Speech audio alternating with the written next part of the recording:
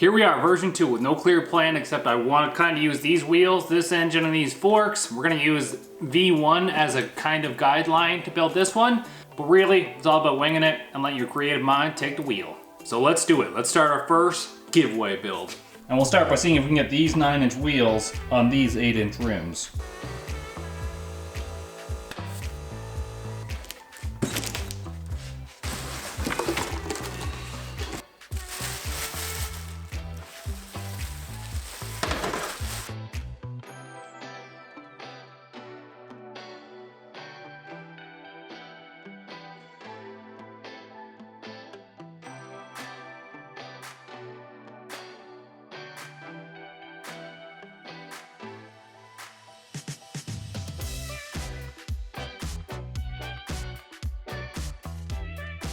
Remember that torque converter that didn't fit on the last build? We're gonna put it on before we build the chassis this time.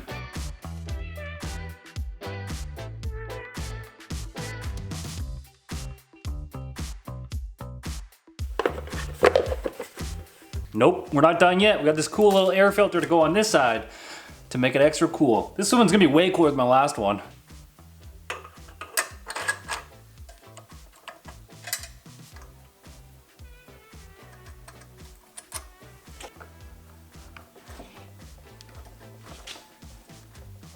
And there we have it. This is V2 power plant. We added an air filter, a torque converter, and now we can build around this structure so when we try to add these things later, it's not gonna be in the way. If we do have a problem with the carburetor not liking this air filter because too much airflow is getting in now, we'll rejet it and we'll get it figured out. I don't know anything about carburetors, but we'll figure it out.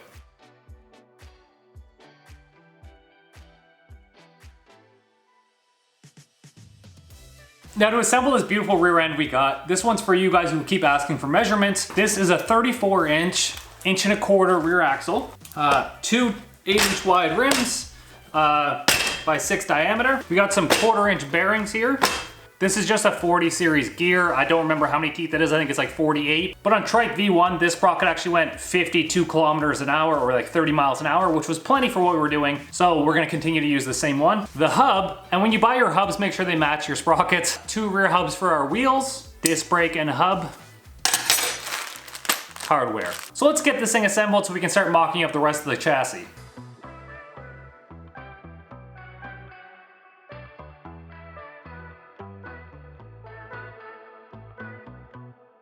Turns out I gotta drill out these holes. They're only 1/4-inch instead of 5/16. Our hubs are dual bolt pattern for 1/4-inch and 5/16, but if I can use the bigger bolts, that's what I wanna use.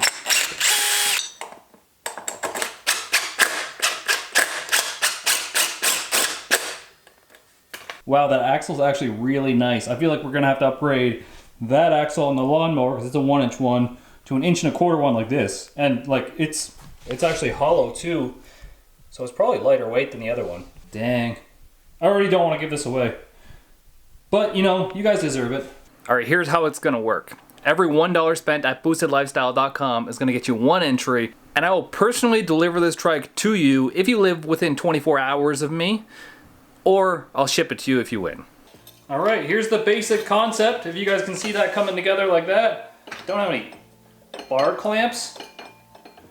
And I don't have a front tire yet because I ordered the wrong size rim. Oh yeah. You guys can see it, can't you? Look at that. Exciting. So let's get rid of this piece for now. And because this one works so well, we're gonna use some of the dimensions off this one to start the rear end on this one. For example, from the rear axle to the bottom of this piece, 8 inches. Axle, bottom of this piece, 10 inches. So we're way out already. We can move the engine back.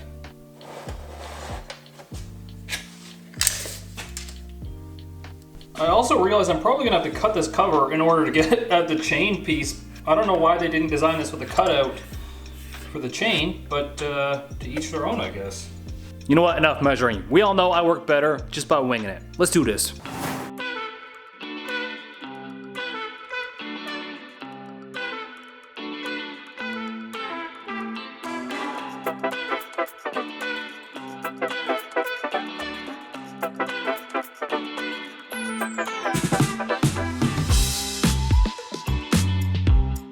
essentially, this is our layout. Very similar to that one, but I made this pipe a little bit longer and I made these ones a little bit longer as well.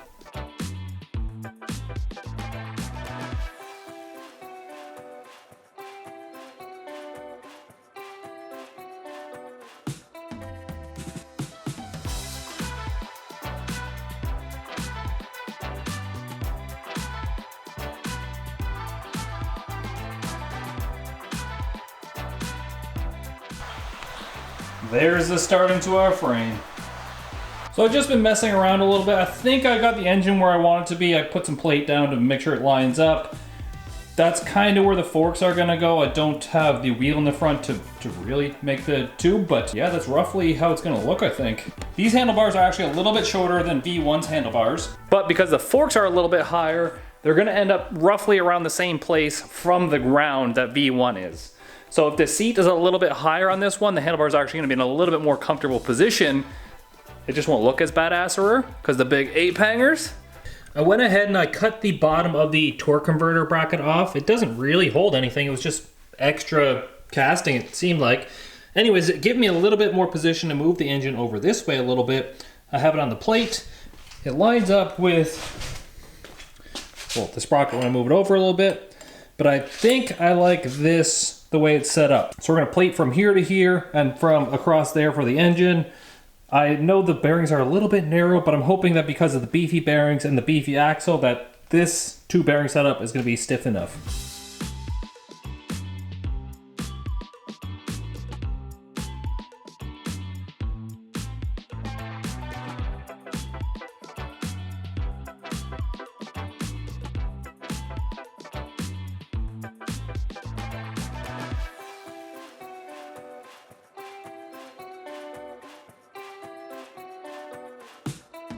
Now we don't currently have a 1/2-inch hole saw, so I'm not gonna drill these out to 1/2 inch, but I did drill them out to 3/8 so we can bolt the axle in with some janky 3/8 bolts. And yeah, we did overbuild. This is 120 wall 1-inch pipe and 1/4-inch plate. But if you're a husky boy, 400 pounds, you can ride it. Or if you wanna take your girlfriend with you, she can get on too. Always thinking, Kyle, right? Gotta make room for the ladies. We got our rear end bolted in, and as you can see, this is our new ride height right here. I can fit at least 4 fingers underneath that one. That's gonna be a lot more enjoyable compared to this one right here where I can't even fit 2 fingers underneath it. So we did add some ride height. The only downside is it makes this sprocket basically the lowest point now. Mr. Sprocket, you only get like 2.5 fingers clearance. Clearance. All right, it's time to make our head tube so we can start mounting our forks downwards. I have a set of these bearings right here, and you can actually find these on Amazon. They're like 1 3/8 outside diameter and 1/2 inch inside diameter. And I don't remember the exact dimensions, but this is Schedule 40 pipe, and these things fit perfectly inside this piece of pipe. So we'll cut off a piece of this tube right here, clean it up, and that'll be our head tube.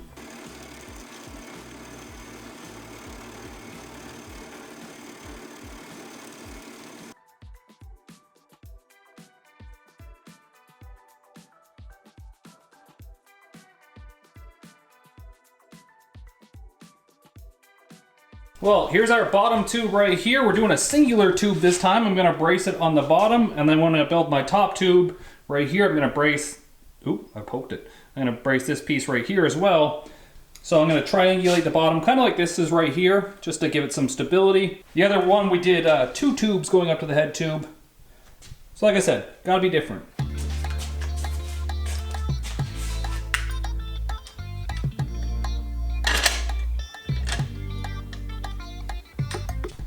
There we go. The fork is on there. That was a pain. It's just with some rod there just in place. The bearings aren't in place fully either because I'm not going to put the bearings in it before I weld it. That would be silly. But you can see it's coming together. I like our little front swoop thing. I wanted something different than the last one, like I said. And looks like it's turned out good. Wonder what happens when we put the engine up in there.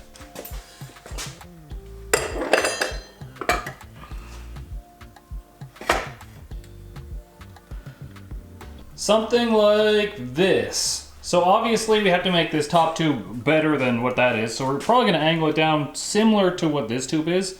Right here, swoop down over the engine, down to the back. Whether we do 1 tube or 2 and where we do 1 tube or 2, I'm not sure yet.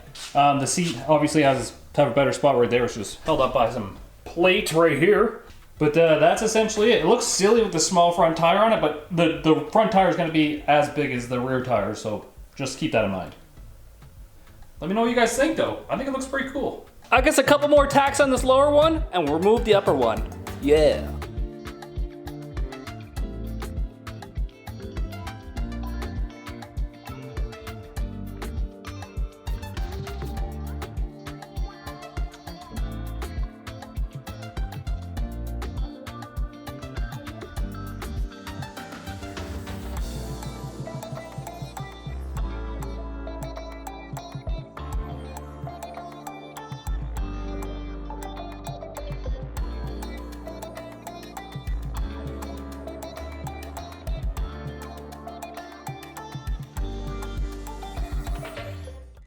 Look at it! This thing is badass! Now, I want to get up there and sit on it, but that can only go bad. So I'm going to film it, because obviously I'm going to do it anyways. How can you know if it's cool if you don't sit on it? Oh, jeez. Obviously, not a lot of things are bolted in place here. The seat is just tack welded in place. Yeah, 1 foot. Oh my god, the seat's moving. It's slightly more comfortable than the last one. The riding position is a little less ape-hangery because the seat is sitting higher. The ground clearance is a little higher. But where you put your feet on the pegs feels a lot better. I'm feeling this one might actually do wheelies. So maybe we'll put some wheelie bars on this. Get off here. Anyways, this one's a lot more comfortable to ride. I may move the seat back just like a hair, a little bit more, put it over the rear axle a little bit more, and it will definitely need wheelie bars because it'll want to do backflips. But get a good look at it. This could all be yours. Building it for one of you guys. Honestly, I really want to keep this thing now because it looks pretty badass. I purposely left a little bit more room right here for the gas tank this time because I want it under the bar. It looks way better under the bar than on top of it. And then I wanted the cool little S-bend here as well. So let me know what you guys think about version... Oh my god. I just had a crazy idea. I'm going to open this other box. Ugh! 420, baby! Like, if we take the gas tank off this one... Dimensionally, what's the height? Only one way to find out, Johnny. I really hope one of you guys are named Johnny.